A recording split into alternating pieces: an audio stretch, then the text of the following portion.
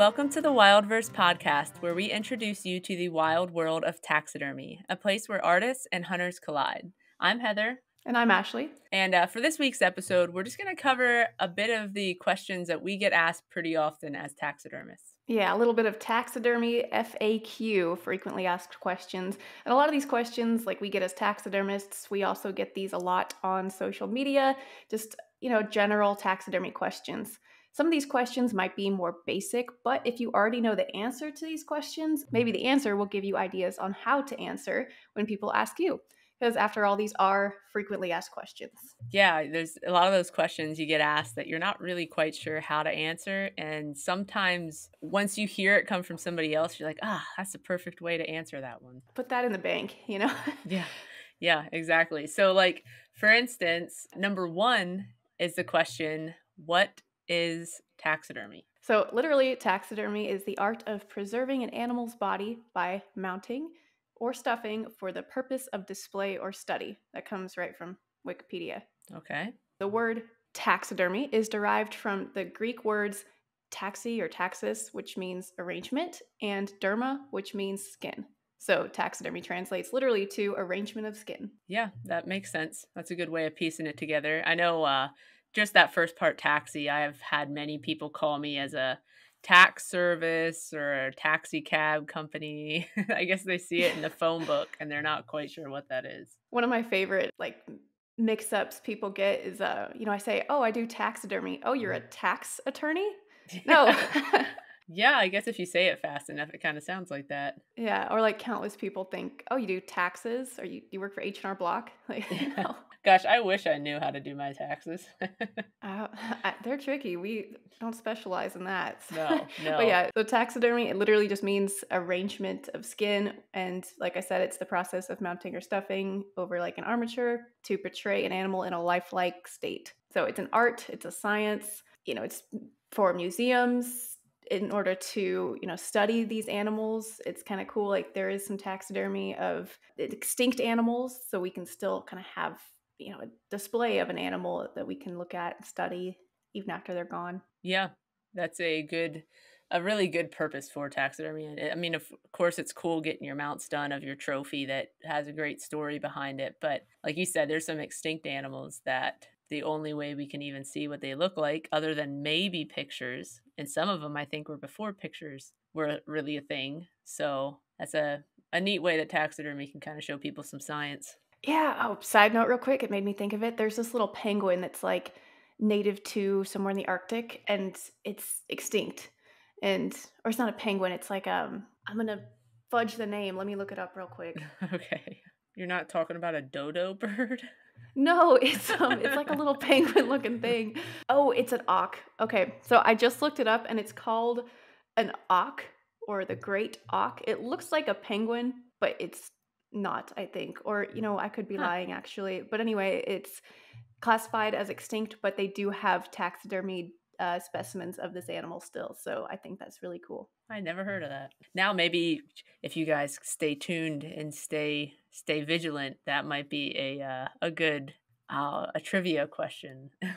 Oh, yeah. Good call. We can have a call back. Because I don't think I'm going to remember that. All right, question number 2. What do you do with the excess skin? This is probably one of the most common questions I get asked on my TikToks when I post about an animal. What do you do with the excess skin? Yeah, I guess doing shoulder mounts, you get a lot of excess skin, so I can see that being something that they wonder about.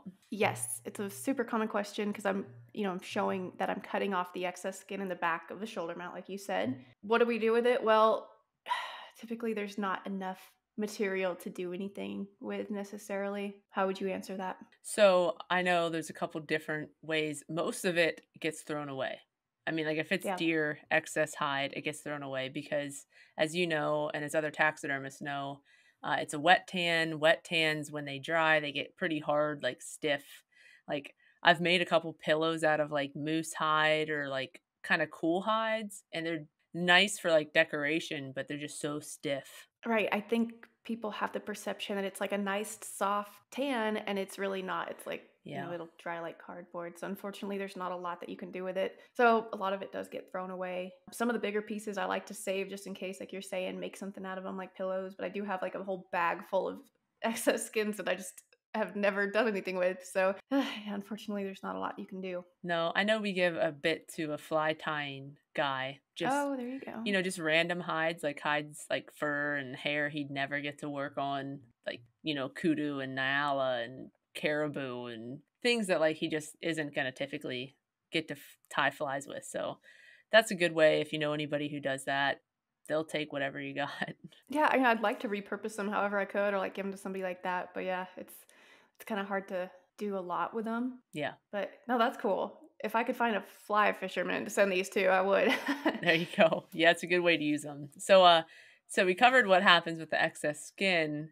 A question that I've been asked, and when people ask me what one of the silliest questions is I've been asked is, what happens to the meat when you want to have an animal taxidermied? Which, when you look at it that way and ask it that way, it makes a lot of sense that people bring their animal to be taxidermied, and they wonder like, can I get my meat? Is it what's gonna happen to it once it goes into the taxidermist? Yeah, I think, another misconception that people have, they're like, oh, all you used was the skin. They expect, somehow the taxidermist preserves the whole body, meat, organs, and all, which you can do in freeze drying, but freeze drying isn't like technically taxidermy, kind of. I mean, it's taxidermy adjacent, right? And so, yeah, what happens to the meat when you want to have an animal taxidermied? You eat it. Yeah. You get to keep it.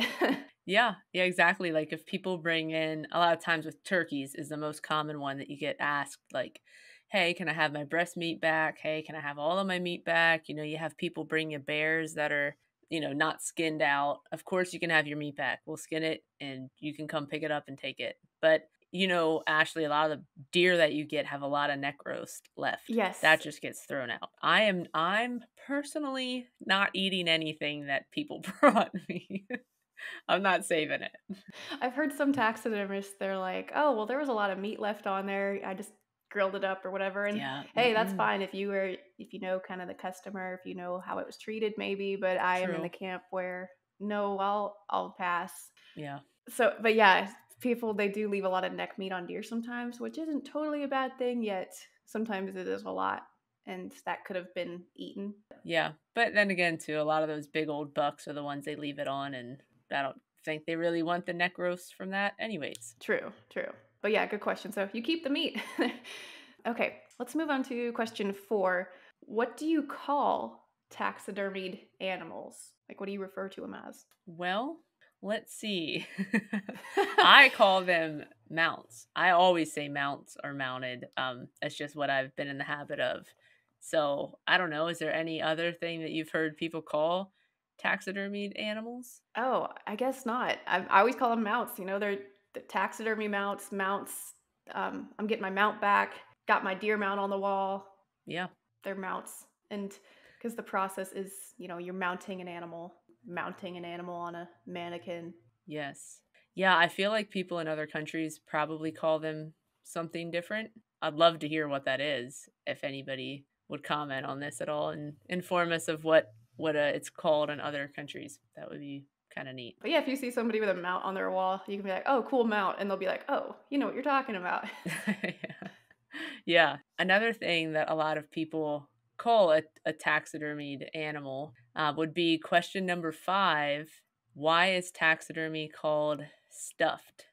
You'll go get your deer mounted taxidermy to be like, "Oh, I'm going to get my deer stuffed." And then a lot of people are like, "Oh, look at all those stuffed animals," and they're referring to taxidermy.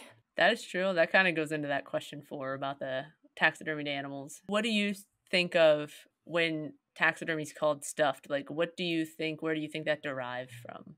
Well, I think, and I try to maybe explain to people, like, super old taxidermy was more likely stuffed. Like it was, literally you had like the skin, it was sewed up like a pillow sort of, and you'd literally stuff the animal with cotton or paper and whatever. So like to fill the void of the body, it was literally stuffed, versus the process now we mount the animals, right?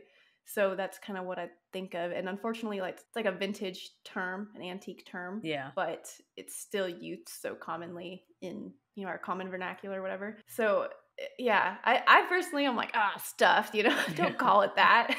I think of like a little plushy stuffed animal. Yeah, I know it doesn't make you think of an art at all. It sounds really crude.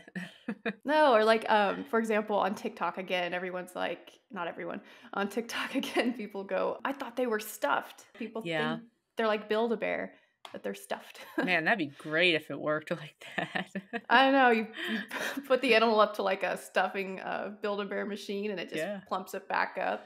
Yeah, perfect anatomy and everything. That would be fantastic. But it's, yeah, kind of an antique term. That's kind of where I think of it as. So, unfortunately, stuffed is where it's commonly used. It's not correct. So, I try not to ever use that word when I Yeah, talk about taxidermy. same. All right, let's go. Question number 6. Do you have to go to college to become a taxidermist? So the answer to that would be no. But if you go back and look at and listen to episode number 2, we really kind of cover everything that has to do with how you become a taxidermist. And you can go to college. There are college courses, but no, you do not have to go to college to become a taxidermist. Yep, no college degree needed. Yep, some states don't even require licenses, so you're good to go. Yeah, and on that note, you don't even have to go to taxidermy school, but I do personally recommend it. Or go back to episode 2 and you'll learn all about like what we think about, taxidermy schools and all that as well. Exactly. Yeah.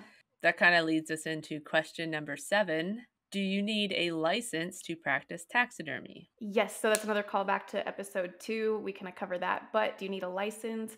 The answer is maybe, possibly, because about half the states require a taxidermy license in order to be in the business of doing taxidermy.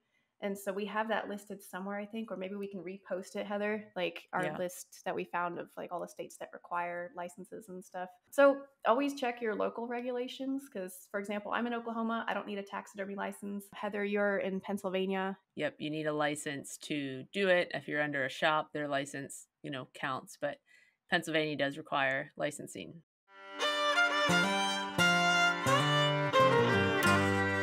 This episode of Wildverse is sponsored by Pro One Performance Chemicals. Pro One specializes in tanning chemicals for the professional taxidermist. They offer a complete line of tanning products to provide you with everything you need to tan your next hide.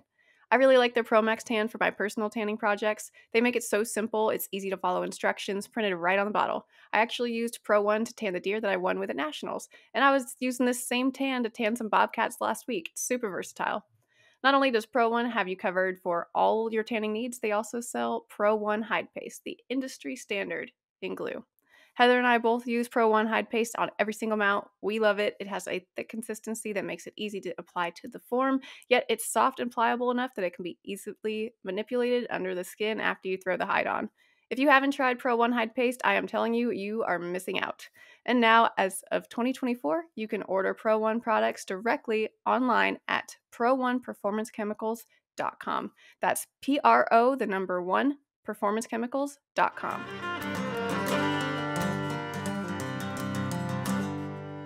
All right. Question 8. Can you make a good living doing taxidermy? This is a loaded question. I know. There is no right answer for this question. The answer, could you? Yeah.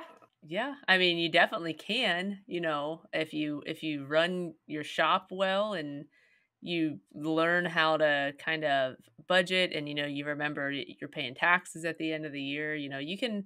I remember when I had my own shop, I mean, it was fine. Everything was good.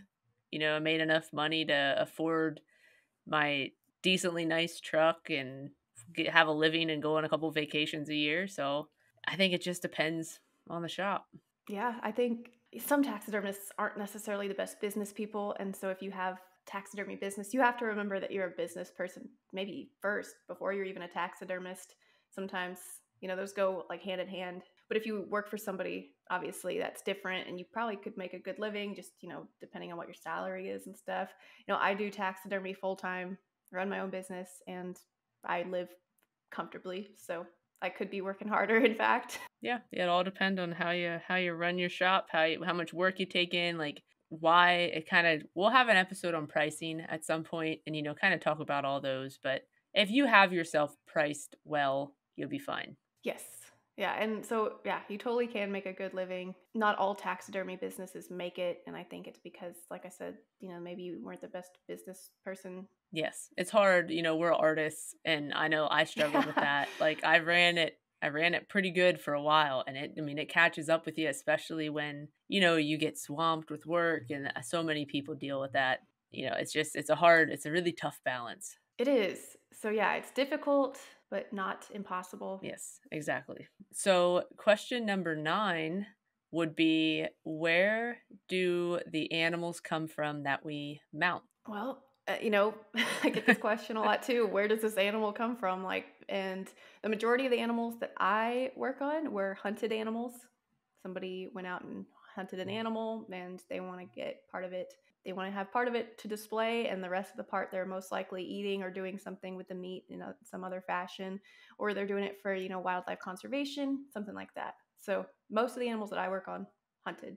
Yeah, I would say that is the majority that taxidermists work on are animals from, like you said, like conservation, hunting. But you do have those that people get roadkills mounted.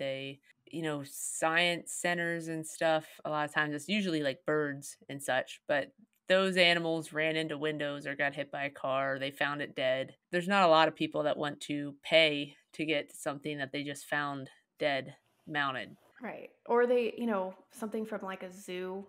Yes. Yeah. Animals, a lot of the exotic animals that you see, like, there was a snow leopard at our last Oklahoma show mounted by Jerry Huffaker, and I believe that one came from some kind of zoo. You can't hunt those. They're endangered. They're super endangered. It's not like he went out and hunted it.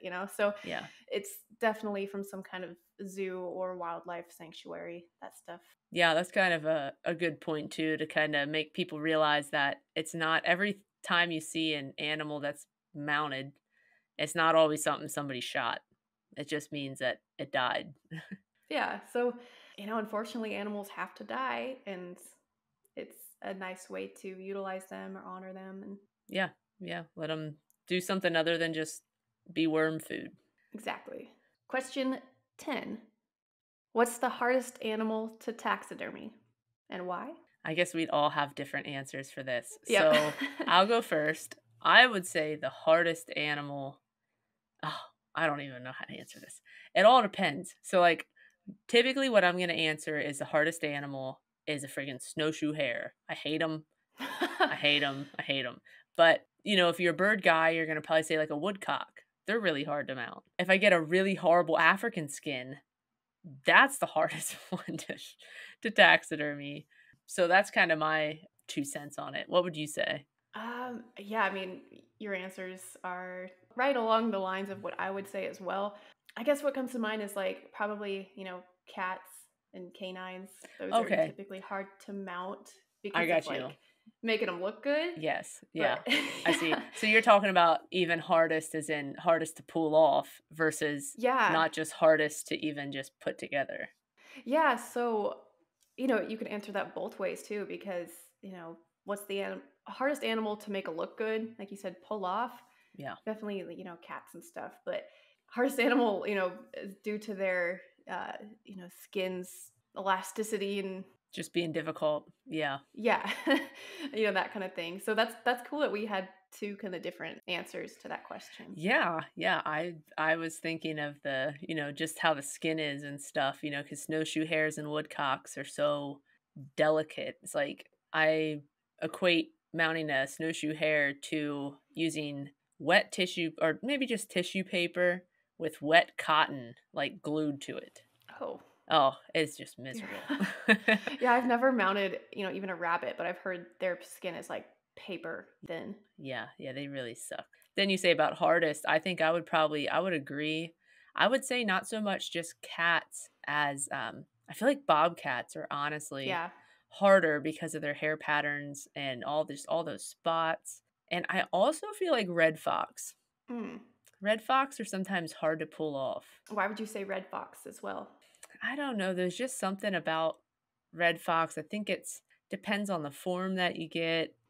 A lot of people shoot a red fox or trap a red, usually not trappers, but people who hunt red fox think it's beautiful. Like, they saw this fox running through the field and they saw its white tip on its tail and just think it's gorgeous.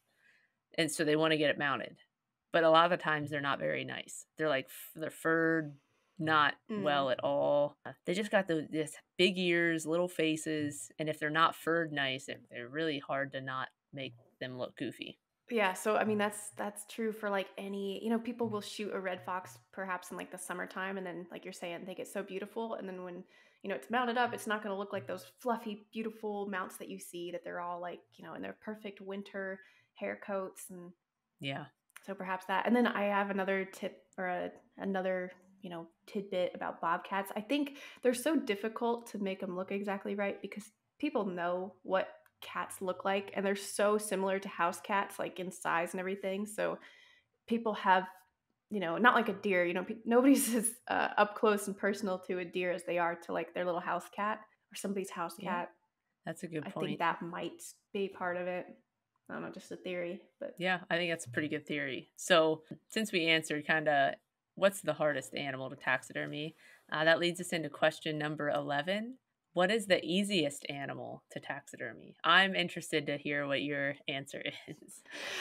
So I've thought about this question, and I would probably say the easiest animal to just taxidermy would be a deer.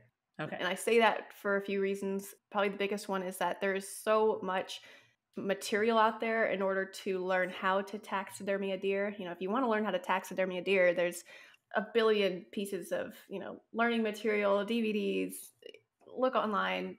There's a million different mannequins that you can order to fit that deer perfectly correct. So many different pieces of information to help you mount it. And then there's even reference pictures. There's like a ton of them out there. So as far as like gathering information and gathering materials and even getting a hold of a deer is pretty easy too. So that's probably why I say that one. But anyway, what do you say? Well, I had a different answer. And now after hearing you say all those things, I'm like, well, I don't even know what the answer would be other than, a deer. So I guess I will put a little twist on it and say for mammal people, a deer would be the easiest. I would say, okay, I should say for game head people, deer would be the easiest. Yes, that's another thing. No feet. Yes, bird people, I think a pheasant. I think a pheasant, I mean, I'm not a bird person, but from what I hear, pheasants are easy to get. The other animal, if you want to do like waterfowl, ruddy ducks, they say that their skin's like canvas. So they're easy to Mm. flesh, easy to mount. Fish people, I would guess probably a bluegill. I've heard those are kind of hard actually, but Then I I don't. I don't know personally. I could be totally wrong. So I actually don't know. I guess I just think all the people that I see compete that are like beginners seem like they ended up like starting with bluegill. But I think a lot of them Maybe might you're have right. been like reproduction bluegill. That could be true. See, I have very, very limited fish knowledge, so you're Yeah, probably same. correct. And then, I mean, I guess then the last thing would be like life size mammal people. Wow, I was gonna say raccoon, but then you got to deal with their feet. hmm So maybe like a little raccoon shoulder mount. That might be one of the easiest animals. Yeah, if you don't got to do their feet, that would be if you want to start on fur bearers. That's kind of how I started was competing like with raccoons because I just thought they were easy. So Yeah, you have that little raccoon head, right? yeah, yeah, the raccoon that I won national champion with, I sold, so I don't have that anymore, but Oh, you they were don't. just Oh, easy. yeah. I've heard people say like, oh, squirrels are easy to taxidermy. And there's like start with those, and I wouldn't recommend somebody really start with that unless you like. The only reason that might be a good place to start is because they're so abundant and they're Yeah, easy to and they're get. small, you don't need a lot of Yeah. space. I know, but man, I dread squirrels. No, they're actually kinda tricky, those little tiny hands. Yeah, yeah. So, I would say, though, after all I say all of that, if I would decide the easiest animal to taxidermy, if I have, like, the workload that week and I see this is coming up, I'm like, "Whew, that's easy." I would say a sheep shoulder mount, Hmm, like big sheep. interesting. They're just easy. They're fluffy. Yeah, They're not like little tiny ears and little tiny ear butts. don't gotta deal with the preorbital Yeah. gland. Yeah. You got, eyes and nose in your lip line and they're easy. They're real quick to put together. So yeah, that would be my answers. Has a lot of answers to one question. Yeah, but yeah, we're thorough. Let's see.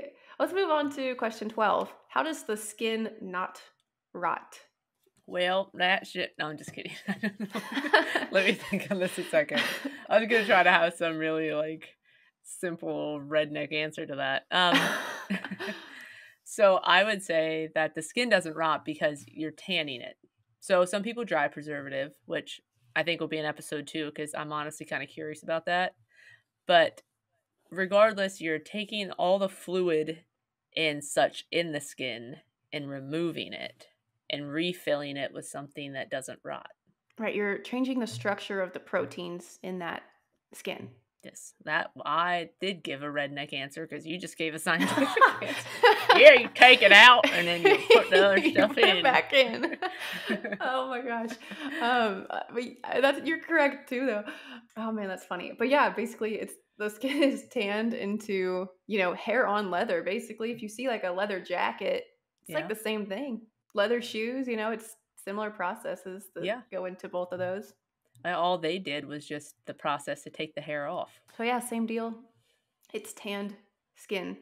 Yeah, or like I said, the dry preservative. It's just all the moisture is Yeah. taken out. I think I know. Well, yeah, I know all the moisture is taken out, but then I don't know if it's really. I'm not sure. I don't know a lot about dry preservative, but regardless, if it's Me dried neither. out, like it's not attractive to bugs and stuff as much. I don't know. There's that. Yeah, because like even a tan skin can attract Yeah, insects, and yeah. so can a dry preserved skin. You hear that a lot sometimes, and so they're not impervious to insects, but the skin won't rot if it was tanned correctly. Yes, exactly. So I would say let's move on to question number 13. Can you taxidermy a human? Ah, I get this question a lot too. Can you taxidermy a human? And I kind of wanted to do like a full episode on this later, but short answer, maybe. What do you think? What would you say? It is a maybe. I think the average everyday Joe can't taxidermy a human, but some like laboratory or scientific research center can. We should say it's not legal to taxidermy a person. So just, Yeah. this is all in Yeah. theory, right? Yeah, let's not create any new news lines. Nobody does this, okay? It's not legal. Don't attempt it.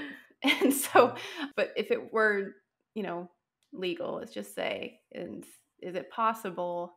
Like you're saying, could the average person do it? I don't think so. I think if it was legal, you definitely could do it. I think so too. I'm in the camp. It's possible. It could be done. It would be really difficult because Yeah. there is no, hair Yeah. to conceal any And kind of imperfection. disgusting. and also very gross. Yeah. Could I do it morally? I don't know. Like, I mean, at least like they don't have a human wouldn't have hair, but at least you have clothes. True. There'd Yeah. be that. But yeah, so question legally, no. Question if it was legal, probably. Yeah. So I know that's a weird question, but I get that question so much on my Yeah. TikTok. Like I don't know if y'all ever see like you go to TikTok comments and then the top one says like a search bar, human taxidermy at the top. So number 14, question number 14. Can you taxidermy roadkill?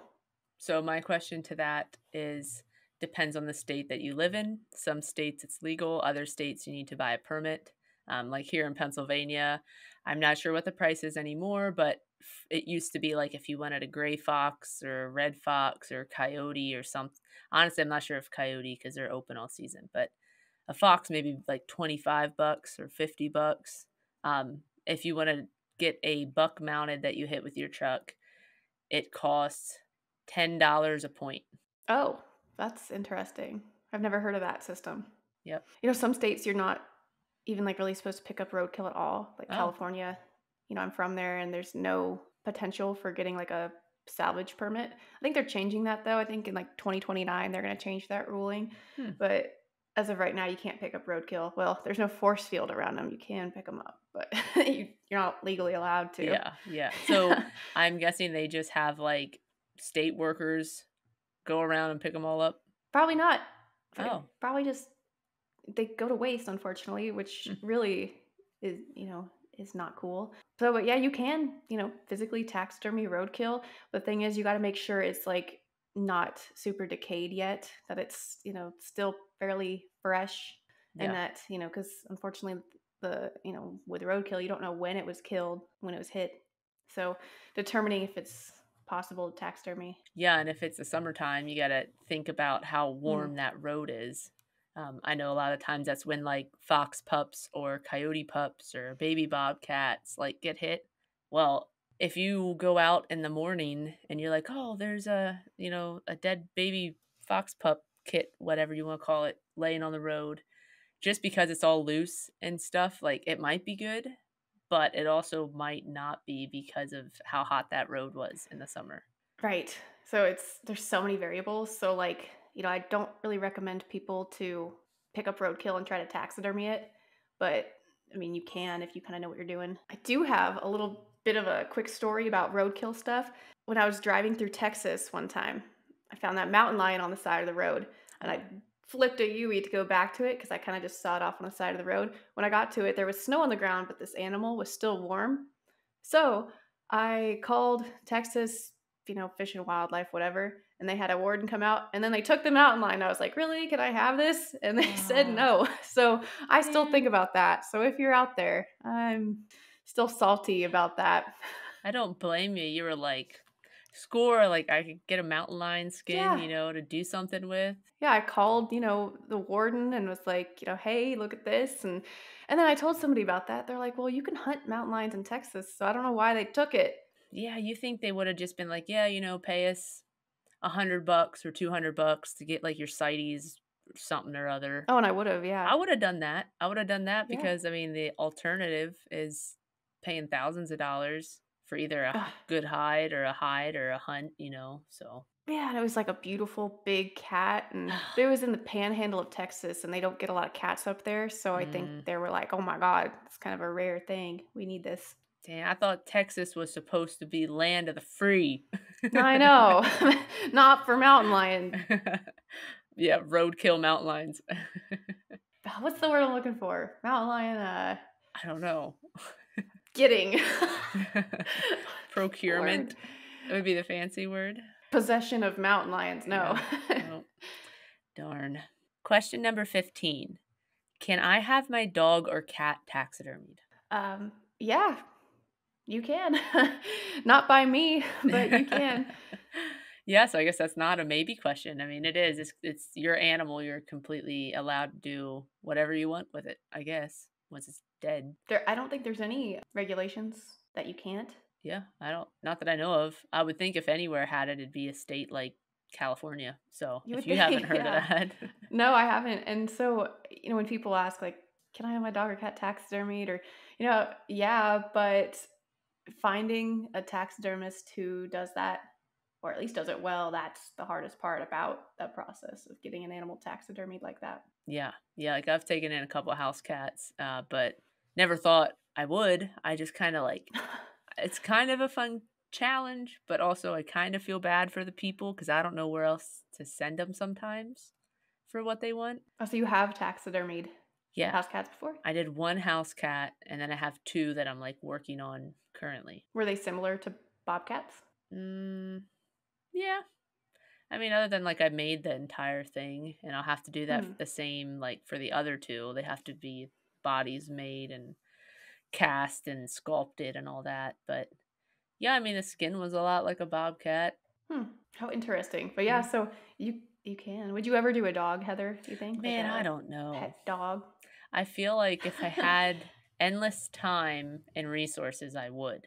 I could never do my own dog, No, no. but I mean, I would. I definitely would do mount a dog, but like again, you'd have to make everything. Yeah, that's the thing that I think people maybe don't realize. It's like how much custom work has to go into a dog or cat Yeah. mount because they don't necessarily sell mannequin forms to fit a dog or cat. You have to modify everything or make something. Yep. It's just trickier. It requires a taxidermist who knows how to do that kind of stuff and is willing to do that kind of stuff. So it's actually, it can be pretty expensive to get that kind of stuff done. Yeah, absolutely. I mean, just the money you have into either silicone or bondo and foam and just all the materials, it ends up being a lot. Yeah, like if you're carcass casting, if you're wrapping a body, man, there's so much that goes into a custom piece. Yep, yep, absolutely. Let's go to question number 16. How soon should I get an animal to a taxidermist? As soon as possible. Yep. So, yeah, as soon as you possibly can.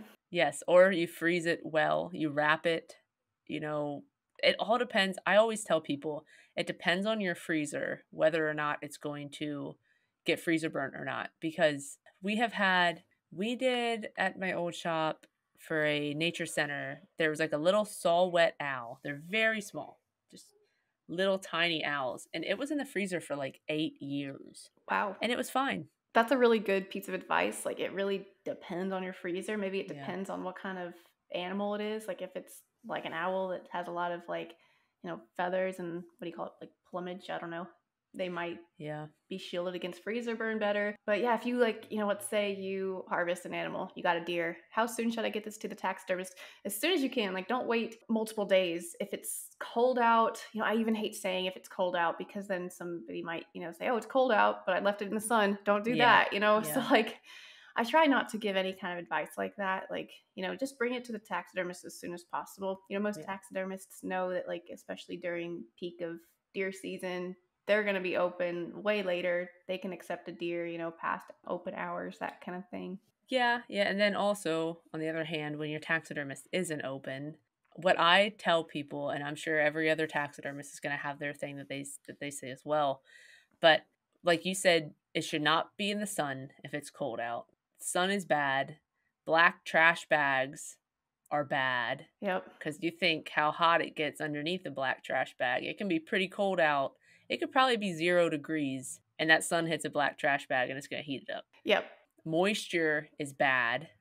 So don't sit your buck in a cooler with ice that's melting and then it's laying in water. That's no good. Oh gosh, yeah, the worst. Yes, I tell people, I say to be safe, refrigerator temperatures, I say no longer than 3 days. I've had them that it's been a week and they've developed a little bit of a weird smell. And I'm talking about like deer, small mammals, stuff with like really acidic guts in them. That's a bit different. Yeah. Yeah, that's not going to last that long. But if you have a whitetail head or a mule deer, whatever type of deer, I say no longer than 3 days, refrigerator temps, then you're starting to you might bring it to your taxidermist and it's not going to be any good.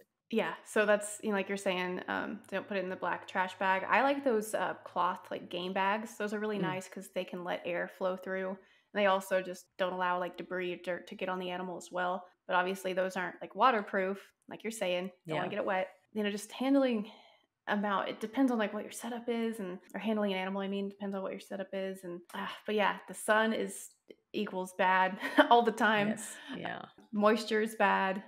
And don't just have an animal drive around in the bed of your truck for a couple days and, go show all your friends. Like, no, you should go show your taxidermist first. Yeah, he can get those antlers cut out for you and you can take them around for as long as you want. Yeah. But yeah, as soon as possible. Another little quick tidbit, if anybody's listening that's not a taxidermist, if you skin your deer in your driveway, like you're caping your buck out, or even honestly like in the dirt, like just try to not have the skin come down and like land in your stones or the dirt. Like it just seems like that underside, like the meat and the sinew and stuff, like just suck to anything. Yeah, because that skin, it's still damp. Yeah. Because surrounding the body, and the body is mostly water and all that. So that skin is damp and it's like glue. Like it attaches to gravel, dirt, and all that, and it sticks to it. Yeah. And that is like a taxidermist's pet peeve. So if you want to make good friends with your taxidermist, don't do that. Yeah. It sucks flushing them with all them rocks and stuff into there. So I'm going to move on to question number 17.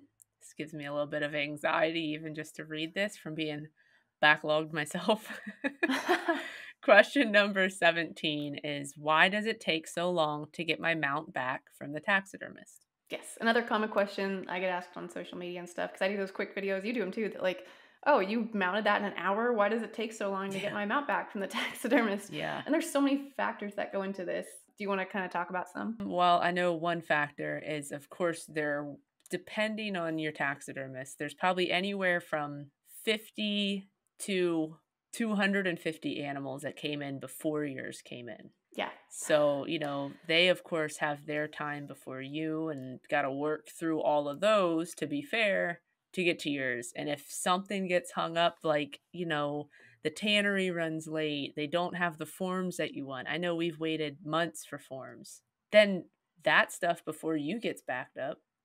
And then just is a real domino effect. Yeah, and like you're saying, domino effect, that's a great way to put it. Taxidermists typically, like we said, are working with hunted animals, and hunting season only lasts for a few months out of the year. So the whole, workload for the whole year comes in just a few months. And so you get multiple animals a day. You can't start on them right away. The process does take a long time. It's not like you can just taxidermy something in a day. There's tanning, like you're saying. And then if Yep. you tan yourself, the tannery gets clogged up.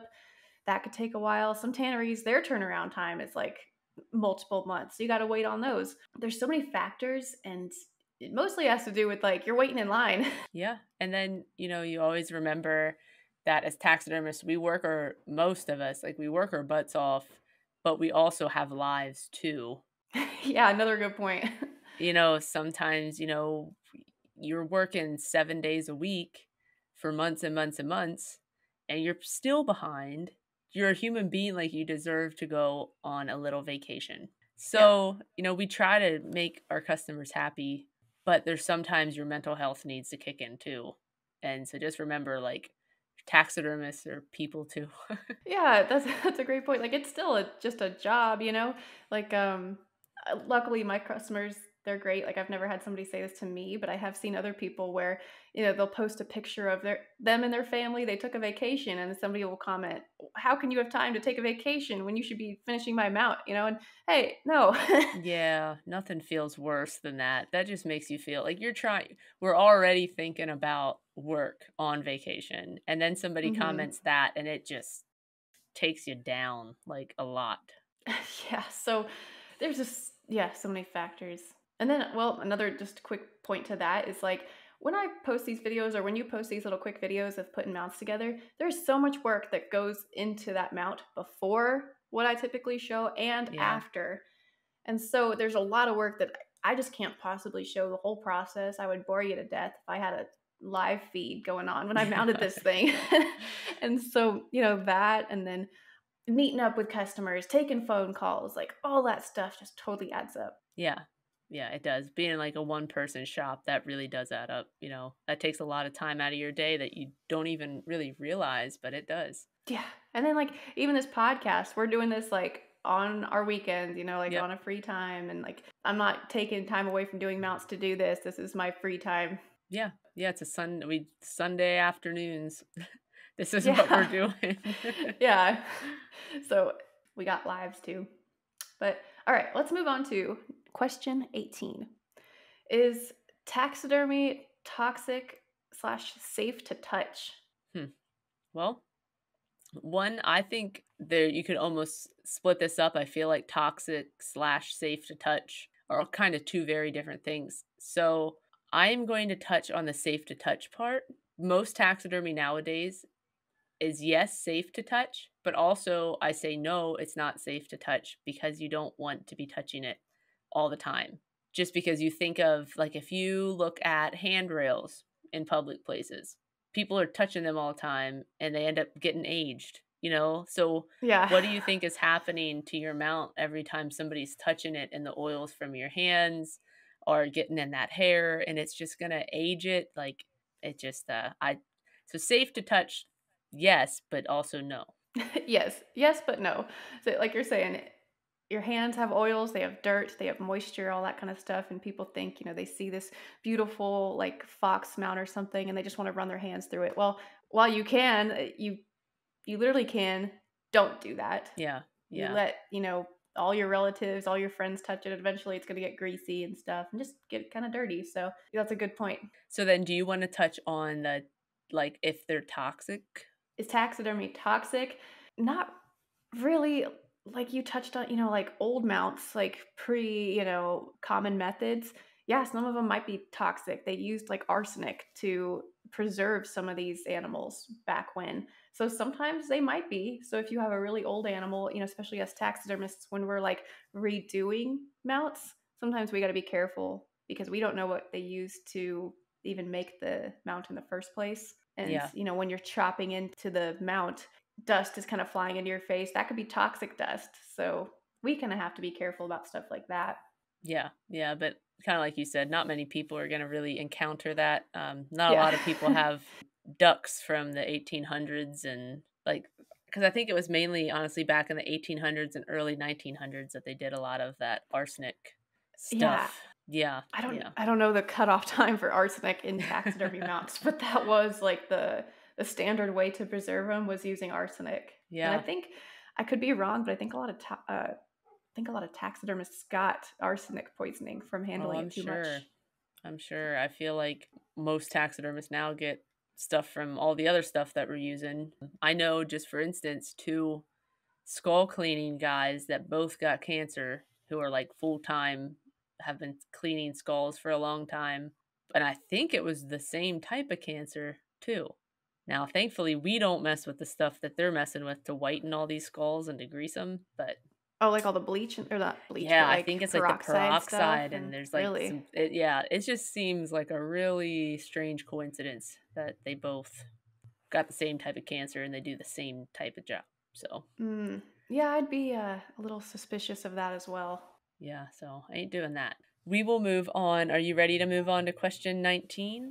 Yeah, let's move on Okay. to 19. All right, so question 19 would be, what can I use to clean my mounts? What can you use to clean your mounts? Yes. So that's a great question. Get this question a lot. So much so that I made a video on this. I know, Heather, you made a video on this Yes. too. Yeah, it was older, it was a few years ago, but yeah. Yeah, so it's a common question and rightfully so because these animals are made of organic material and you got to know how to clean them properly so that they don't fall apart. What I recommend people do, get the dust off your mounts. You can use like a Swiffer and that's pretty good like if you want to do like regular maintenance, like if you're a person who is good about dusting your house, just wipe down the mount real quick and always kind of well, I'm talking about deer, I guess. They're maybe a little different. You can physically wipe down a deer, go with the hair patterns. That's a good way to clean them off. Yeah, I would say like you kind of commented like short hair type of stuff. That's fine to kind of like wipe down. I'll touch a little bit on if you have, bears, fox, coyotes, bobcats, things with fur. I always tell people it depends on like your house too. Like I don't know what everybody has at home. I usually tell people to use their shop vac and like put it on the blow setting and you can blow them off. That's something best to do like regularly so that you don't just end up like you wait a year or two and then you blow all this dust all over your house, Yeah. off these mounts. But you can kind of like every few months or something, just kind of blow them off, or even if all you have is a hair dryer, make sure it doesn't get too hot. Blow them off with a hair dryer. If you're able to take them out to your garage with an air compressor and kind of blow the dirt off. And then I always tell people to just get a Q-tip with a little bit of like Windex, clean their eyes off, but try to avoid the skin parts because there's paint and you might rub the paint off if you're rubbing that Windex too hard. Right. So that's, you got to just be super gentle with this stuff. Like you're saying, you kind of want to do it regularly. I like canned air. Oh yeah, That's kind of nice. that's a good thought. Yeah. Because then it's like, it's not going to work if they're completely dusty, maybe, Yeah. but it's nice to just kind of like you blow off around the eyes and around the head and kind of down the back and whatever. That's nice to just basically get the dust off. As far as like wiping down a mount, if you ever kind of want to do that, which maybe if it's a little dirty or whatever, I always recommend don't ever spray the mount itself. Use like a Windex or an all-purpose cleaner. I always recommend spraying like a rag or paper towel and then using that on the mount. Yeah, and avoid oily things. Yeah. Like I know people wipe some down with Pledge. I'll do the antlers with Pledge, but Yeah. if it's too much Pledge, it's gonna get in the hair, and it's just then gonna cling to dirt and not be so good. Yeah, you hear Pledge being kind of thrown around a lot for cleaning, and which, yeah, you can kind of use it, but like you, I don't really recommend it unless you're just doing the antlers. And again, spray it on a rag first and then wipe down the antlers. Yeah. Yep, exactly. The only thing I spray on my mounts is if I have like a hair sheen, Yeah. like oh my gosh, show sheen or cowboy magic or something. I'll Yeah. miss that and avoid the face, and then I'll do the face with like a damp rag with it, and that gives them a little extra sheen. Yeah, because we got so much like paint and other kind of sensitive areas around the eyes and nose and even like the inner ears. So avoiding that if you can is the way to Yeah. go. Yeah. But of course, those areas get dirty. So like you're saying, use a Windex on a Q-tip. Just be super gentle. Yep, exactly. Let's move on to question 20. Can I wash my mounts? So I'm gonna say that I'm just gonna say no. So I Yeah, made a video a don't do little it. I made a video a little bit ago about I was washing a antelope, and it was just, one of them deals where it was dried for maybe a week or 2, and we didn't have the time to wash it when I mounted it, so we washed it afterwards. And the amount of people that I had asking, "Oh, can I do that to my stuff? Can I do that to my stuff?" Like, some of them would probably be fine, but I just would not chance it. Because No. 1, if you had to blow dry it with, like, a hair dryer, like, I just so much could go wrong. Yeah, like how I just did with that cat. Um, yeah, so I'm with you. My answer to that question is just basically no. We do it as taxidermists due to the process of taxidermying. We're not doing it to clean a dirty mount necessarily, or if we are, we're cleaning a dirty mount and going to redo some of the We know what to finished do work if or it whatever. doesn't go Yeah, well.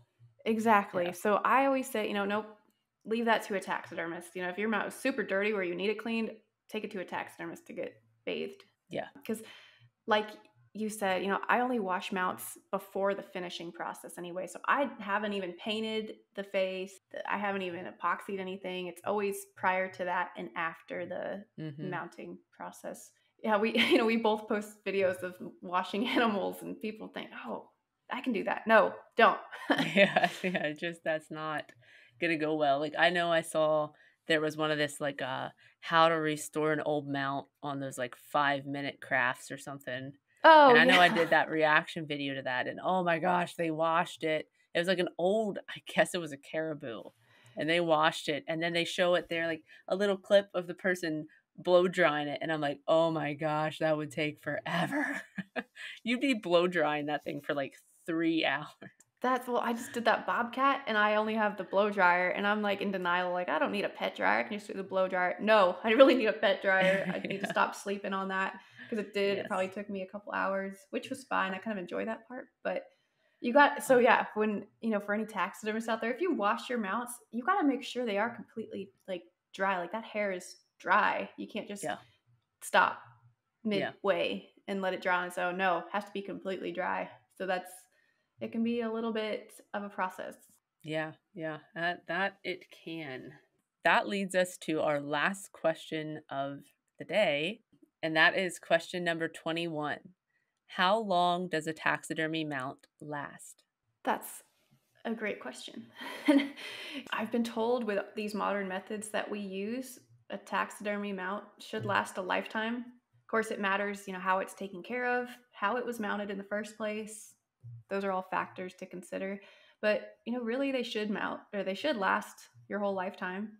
You could Yeah. pass it on to your kids, pass it on to their kids. Like if it's like we're saying, if it's kind of cleaned up, dusted off frequently, if it's not in the sun, if it's not subject to a bunch of temperature fluctuations. Yeah, all that can definitely wreak havoc on them. And you do got to remember, like, if you ever see, 15, 20, 30 years down the road, like, they're starting to, like, crack a little bit around, like, maybe the nose or the eyes or even, like, the ears. You just have to remember, like, that is leather. If you have it somewhere that it's really getting super dried out day after day after day or year after year, like, there's a good chance that the skin could possibly crack because it is a hard, dry. hard, dry material that if it gets some moisture and then it gets taken away and moisture and taken away, like, that's a lot of flexing for something to not ever crack. Yeah, the moisture, humidity, if you're in a humid climate, it might be subject to more humidity fluctuations, temperature fluctuations. Yeah, like people, you hear about you don't hang your deer mount up over a fireplace or a wood stove. That just ends up, I don't, it just does a lot of bad stuff to them. Yeah, everyone kind of thinks of it, oh, the deer mount above the fireplace. Can't wait to hang this mount above the fireplace. No, don't do that either, because that could ruin the lifespan of your mount. Yep. And the sun is bad. So many beautiful elk and mountain lions and deer that have just turned to, horrible white blonde colored. Or you ever see old mounts that have been like in a bar, when they had Oh, smoking, and so oh, then you get yeah. mounts that they absorb all that smoke, and that super affects the integrity of the mount too. Yeah. Yeah, the hair almost gets like a impenetrable like tar that you can't Yeah, hardly, it turns yellow. Yeah. And then bugs, like we kind of talked about, if they can wreak havoc on stuff. That's probably a good episode for some other time too. Just kind of the bugs to watch out for in your mounts and in your homes. that would be to touch on that even more. It's hard to say exactly how long these mounts are going to last because I think just in the last like even 30, 40 years, and maybe just a little longer than that, the process of taxidermy has changed quite a bit. The way we preserve the skins and different methods have changed. So it's hard to kind of give an accurate answer because we just don't know yet for these, modern mounts that we're putting together. A lot of older mounts have held up pretty good, like from the 50s and stuff, considerably, but they were using kind of different methods sometimes. So it's hard to accurately say. Yeah. And actually, if you think about that, it's almost like trucks and cars were made a lot better back then with different That's a good materials. point. Yeah. So Yeah. new materials don't always mean, I hope they mean better. Better. Yeah. But I hope it's not like the new cars where they're like, yeah, they die after 5 years. Yeah. So we may not know for Yeah. sure until 80 years down the line. Are those mounts still good? Are they still holding up? Do they look exactly the same or have they kind of shifted a little bit? Or we'll see. Yeah. Should last a Yeah. lifetime though. Yeah. Only time will tell. Well, that about wraps up our episode for today with the 21 frequently asked questions about taxidermy. We would like to thank you for listening to our new podcast, Wildverse. We hope that you enjoyed learning a little bit about the questions we get asked very frequently on our social media platforms. If you would like to follow us on Facebook, you can follow us at Wildverse Taxidermy Podcast or on Instagram at Wildverse Podcast. And don't forget to subscribe to our YouTube channel, Wildverse Podcast, to see when new videos come out if you would like to watch along with us. Or you can leave us some love on Apple Podcasts or wherever you listen by leaving us a review. Thank you guys so much for watching. Hope you have a great week. Bye.